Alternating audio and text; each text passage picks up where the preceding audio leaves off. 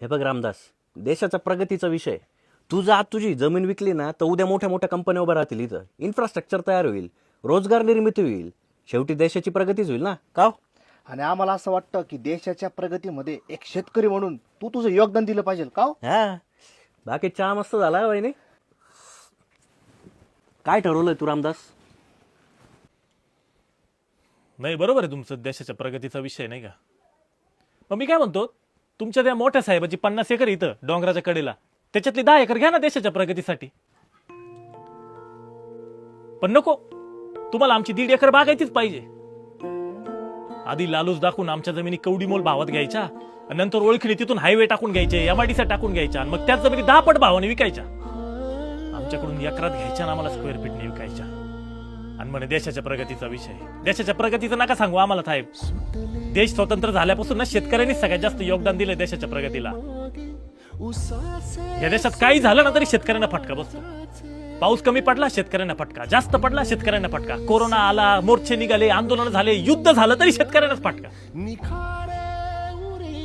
शेतकरी कधीच गरीब नव्हता साहेब. तुम्ही शेतकऱ्याला गरीब केले. आज तुमच्या घरातला गॅस बंद आहे पण आमच्या घरातल्या चुली चालू आहे. कोरोनात मास्क लावून तुमचा श्वास गुदमरला होता, आम्ही मळ्यात मोकळा श्वास घेत होतो. शेतकरी कधीच गरीब नव्हता. तुम्ही लोकांनी त्याला गरीब केलाय.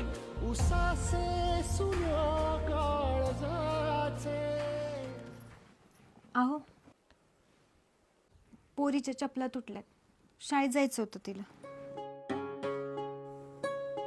हे बघ रामदास, 4 पट भाव मिळतोय. अरे बाबा ऐक आमचं, देऊन टाक जमीन. अरे प्रगती होईल तुझी पण आणि देशाची पण. अरे बायकोला सोनं घे, तू गाडीमध्ये फिर, पोरीसाठी चप्पल घे. पाय बघ तिचे, अरे पाय झिजून जातील पोरीचे.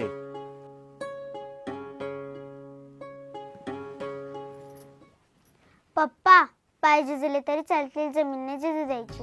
अन्यायाविरुद्ध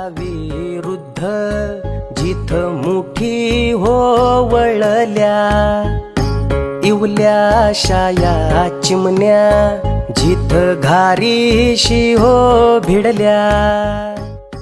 प्रगती हळूहळू पोचली तरी चालेल, पण सरळ मार्गाने जा. त्या युद्ध भूमीतून रक्तचंदन लेवून याव, तू याव, बंधन तोडीत याव.